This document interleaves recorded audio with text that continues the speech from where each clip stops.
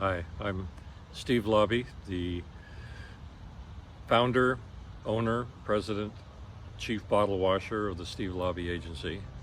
I also run the Christian Writers Institute and serve as the publisher for Enclave Publishing.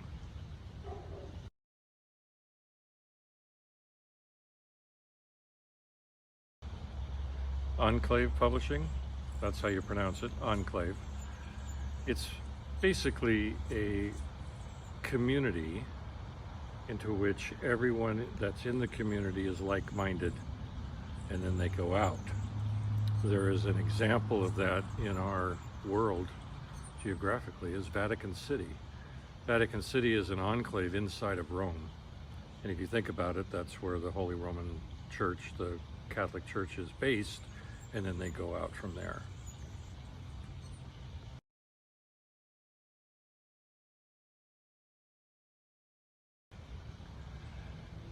Well, everyone who submits a proposal, I can guarantee you that if we receive it, it will be reviewed, it will be looked at. It goes through me, then it goes through our main reviewers. I get reports back, and then we ultimately determine whether it's a project that we think we can publish.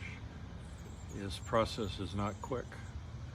And if we like something, we then want to see the full manuscript, which takes even longer.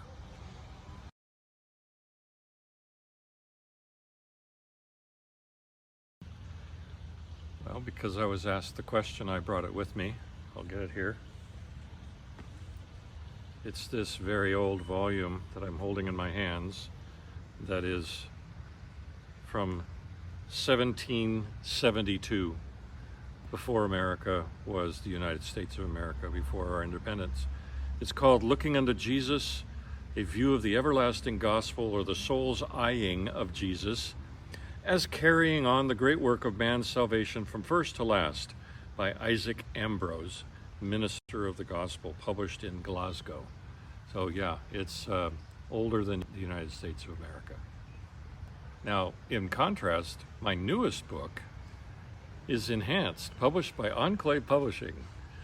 And what makes it the newest is because it hasn't been released yet. We got our shipments this week, almost 7 weeks early than we anticipated, so we're very excited. But you can't have one of these until March, so there you go.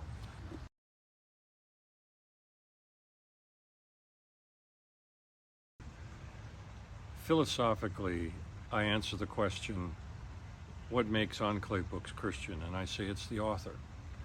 The author they're the creator. They're the ones whose belief system or their worldview undergirds it. And so our authors are Christian. Are the stories overt, meaning Jesus shows up in a fantasy novel? Well, that would be weird.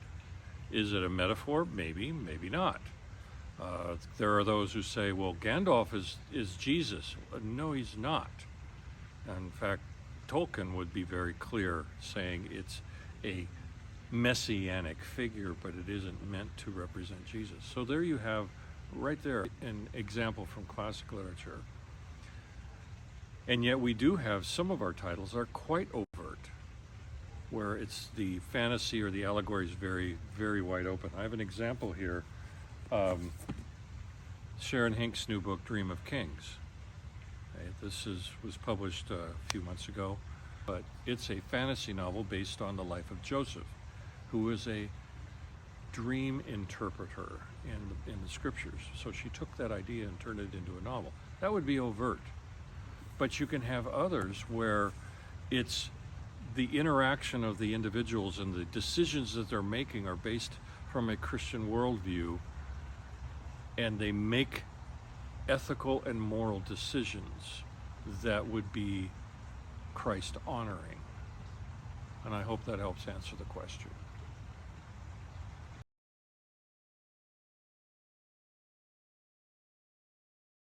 Well, this one actually came to me on the phone.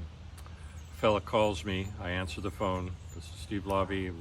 He starts going into his book idea. He said, I've got it's an autobiography. And I went, really? It says, yeah, and I'm Jesus. really? You are? He goes, yep, I'm come back to life. I'm back here on earth, and I'm telling my life story. That was an odd one. There's just no other way to describe it. Unfortunately, it makes me one of the few people that in publishing have rejected Jesus.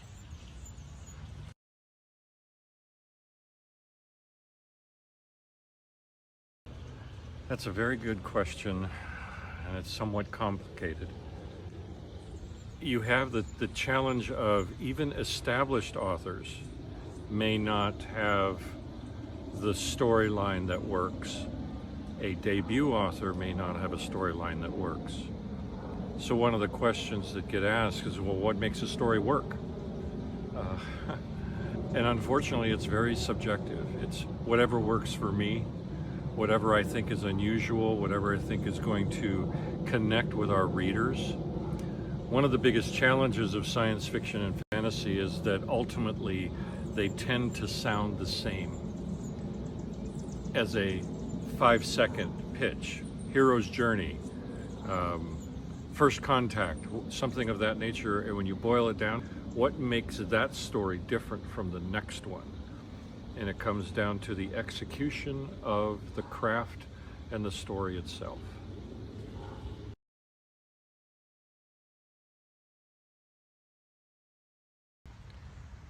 In the first place, 2023 was completed from a publication planning standpoint over a year ago. 2024 is all but finished, or basically finished. So I'm actually looking in late 2024, 2025 and beyond. We are looking for, again, the fresh new talent, that fresh voice, that story that has not been told before, or a unique setting that makes something just jump out at me. And we are sifting very hard and looking very seriously at all times. But right now, you have to think the length of time that this takes. So if I said yes today, your book wouldn't come out for a year and a half minimum.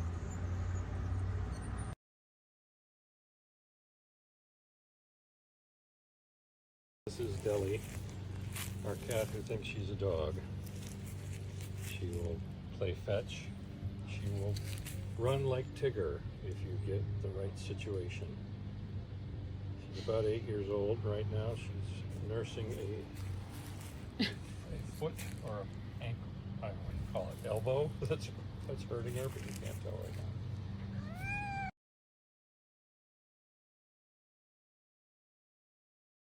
You know, your reaction to me is very similar to many writers when they meet me for the first time. Absolute terror.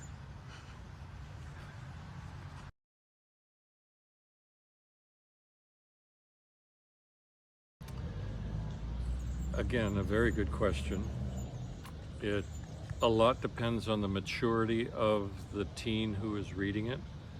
I mean, there's a big difference between a 13-year-old and a 17-year-old or an 18-year-old. This becomes a parental decision, so parents should be involved in it. It isn't because there's sex, violence, or bad language. Often it's more the themes. You could have the main characters be married and be dealing with marriage relationship issues. You could have some of the danger or the escalation of the danger could be harder or more visceral than what you might find in a YA novel. But I would say that any advanced reader should be able to handle it, because we had this problem at Bethany House back in the day, is that you would have readers would be reading the Mandy mystery books, and then there was nothing for them in high school, so they would graduate to Stephen King. And it was really frustrating. What you found was a lot of readers would read Jeanette Oke when they were in their teens. And so that same safety factor is there.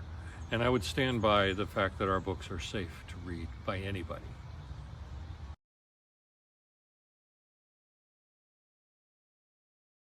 Well, other than the typical Lord of the Rings, Chronicles of Narnia, which everyone answers. There is Stephen Lawhead's Songs of Albion trilogy. When it was first published about 25, 30 years ago, I waited 5 years for the series to complete, and then I read all 3 books in 5 days. And it's based in the Celtic underworld. It's just such an extraordinary world building that he has created, but the richness of the metaphor of the Christ life is not evident, but it's very powerful when you get to the end of the trilogy.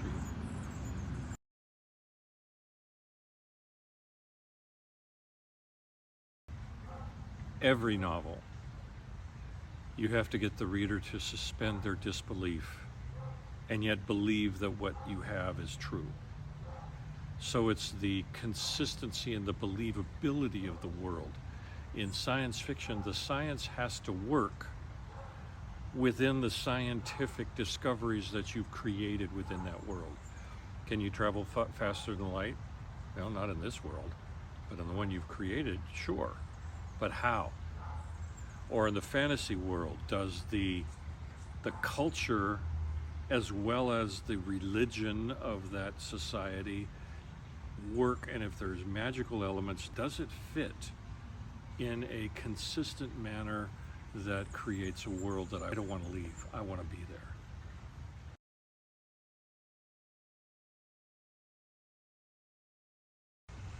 Hands down, it's zucchini.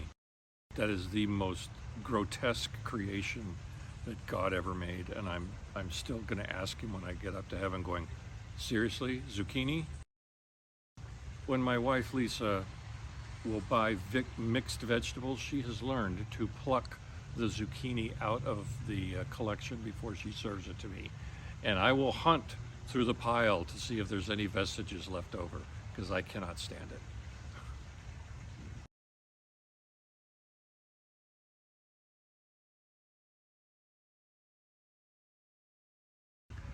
The difference between Enclave and Enclave Escape is adult versus YA. Now, I often ask the question, what makes that difference? How do you differentiate? Well, for one thing, YA has a style. It's usually a simpler storytelling. Even vocabulary might be a little bit different. You'll find in adult novels that usually there are multiple themes or multiple threads that are moving in and out, even more so. And yet I'm going to contradict myself right now with last year's book of the year at Realm Makers called Of Fire and Ash. This is YA, but it's an epic YA, which means there is so much in it that we couldn't cut to make it thinner or more accessible because it needed to be told the way it was told. And by the way, book 2 is even longer. Adult, this is book 3 in Sharon Hank's Dancing Realms series. This book won a Christie Award, as her other 2 books have done as well, which is the first time an entire trilogy has won a Christie Award for every book in a series. We're very proud of that. But here's a little trick. For those of you who are not aware, notice the difference in the trim size. And what I mean by trim size is the measurements of the book itself. Adult, we do 6 by 9, 6 inches by 9 inches.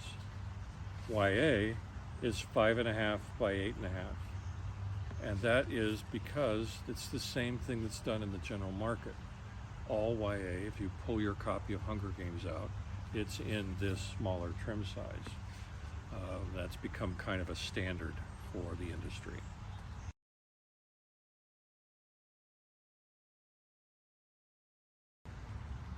It's when we get the feedback from readers on how their life has changed, how the beauty of fiction is that it can present eternal truths in the form of story, and you don't realize how impactful it is until you've read it. Earlier I'd mentioned that my favorite fantasy novel outside the classics is the series by Stephen Lawhead, Songs of Albion. And I'll admit it right here very openly, I'm reading that entire series looking for the allegory, couldn't nail it down until the last scene of the last book. And I wept for a half hour.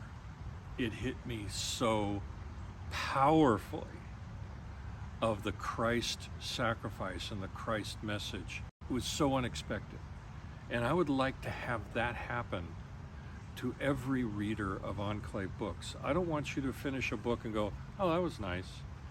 I want you to go, oh, that made me think.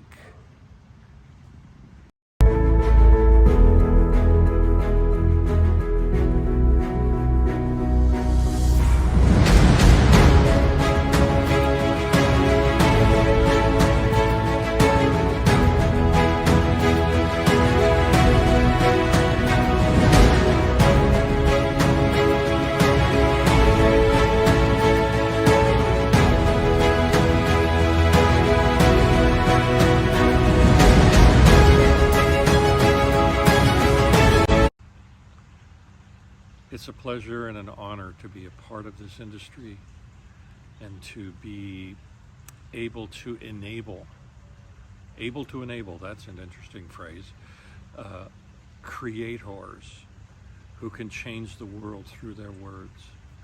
And there's really nothing else quite like it. And I am glad that you're part of this. I'm glad you found this interview at least interesting enough to last this long. So live long and prosper.